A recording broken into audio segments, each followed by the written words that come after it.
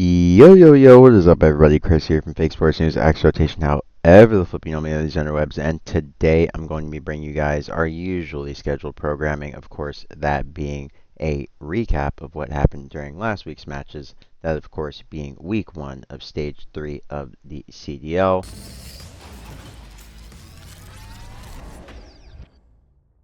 where we had a lot of really not surprising things go down. So let me pull up the CDL page here in case I want to go to COD stats and check anything out from the schedule.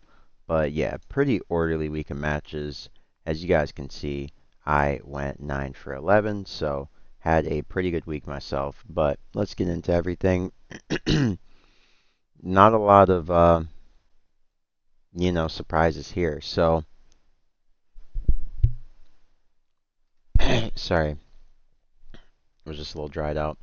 So we started things off with the Paris Gentlemates taking on the Carolina Royal Ravens, and you guys know I thought it would be a 3-1 in favor of the Mates. I thought the Mates would get back to looking like the Mates of old, to be honest with you. I didn't really think that anything too surprising would come through here. I just feel like with the subtraction of Nero, the addition of 40, I feel like the Carolina Royal Ravens probably just lost some leadership and some decisive veteran presence on that team because Nero was the most veteran person on that team, CDL wise. Exceed is a player who's been in and out the league, so can't consider him a quote unquote CDL league veteran. Lurks, rookie, Craze, rookie, and now you add in Fire 40, a guy who only played a handful of matches in Cold War. And yeah, just not hard to see why this team lacks leadership and seems like they don't know how to really compete at the highest level at the moment. So, speaking of teams that clearly know how to compete at the highest level at the current moment, I thought that the LA Thieves would come out pretty hot, pretty hot here. Not sure what's up with the Miami Heretics, but just the feel of that whole team right now, with Metals being in the fold instead of Real, with Real coming back and kind of looming. I just feel like the chem is kind of in the mud until Real comes into the fold, right? And then they just get that burst of energy. Maybe I'm being a little too honest, but that's just kind of how I look at the Miami Heretics at the current moment. I feel like we're all kind of just looking at them that way, and it's just they're not popular enough as a team for the big talking heads to make that point and say it. But yeah.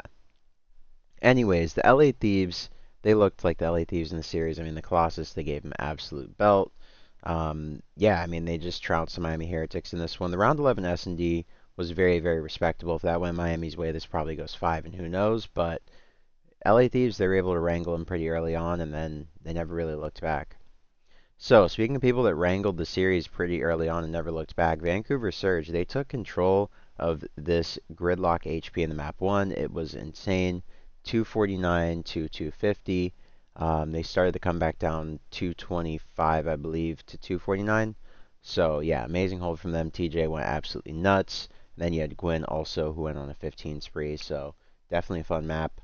I just did the highlights for that not long ago. So, definitely a fun one. Yeah, I'm super behind because I was sick last week. But, gotta fight. One-man army. Gotta do what you gotta do. Speaking of one-man armies, FaZe Vegas was a one-man army going up against the Boston Breach. They got a really hot 3-0. Not really a lot to talk about. Major 2 champs going up against a team that just made a roster change and is trying to throw some pasta at the fridge and hopes that something is al dente.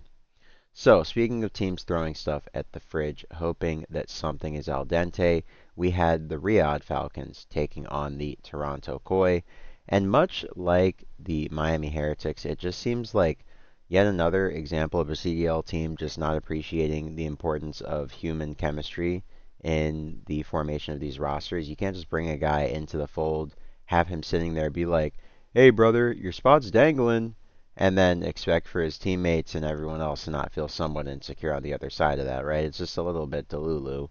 So, yeah, I think to expect for the team chem for this Falcons team to not be chalked after what we've seen in a couple matches, I think it's over. This experiment, unless something radically different happened in scrims this week, it just seemed like with what we saw in the player cams after their loss to Faze, that was very explosive, and I don't know. Human dynamics are interesting. Kind of hard to come back from some of these things.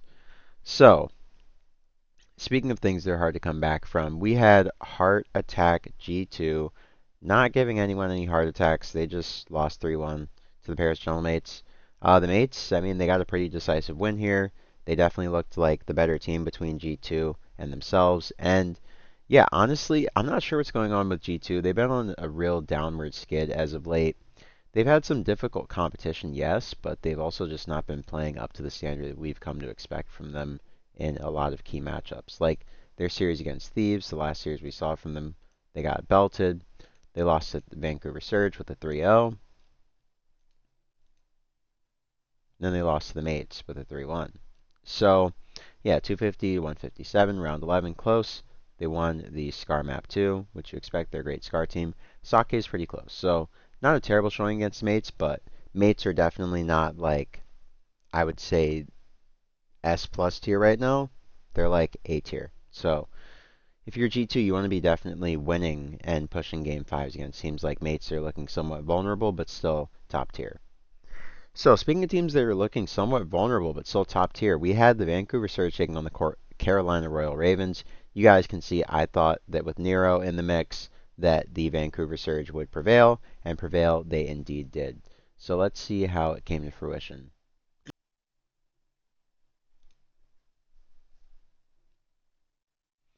250 to 233 on Sake Hardpoint. I was sick, so I didn't watch these matches.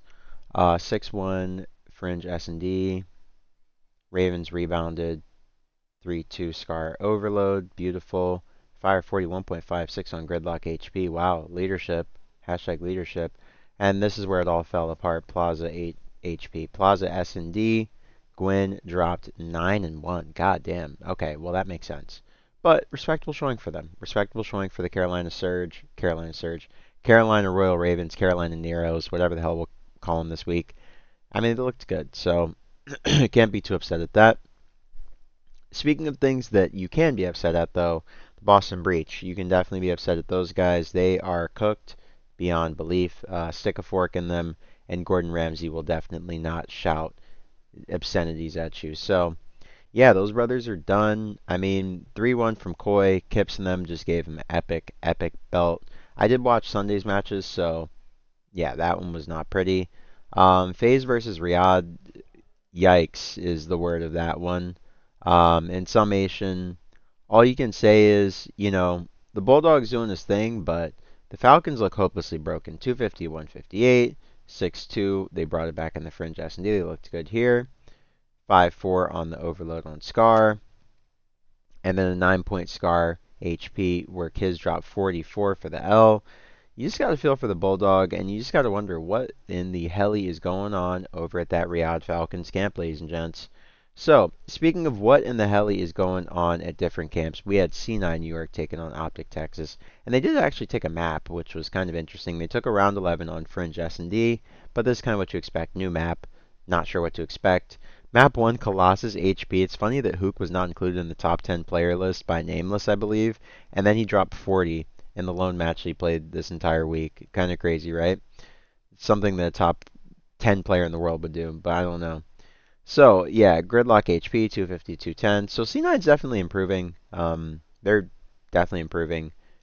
Yeah, that's all that can be said. So, great showing from C9. They're definitely getting closer to doing something, but, I mean, in the grand scheme of things, like, other than the players showing out for next year, not really a lot they can do. So yeah, guys, that's about wrap it up for me. Hope you have a great morning, noon, or night. Tried not to do too many box scores today.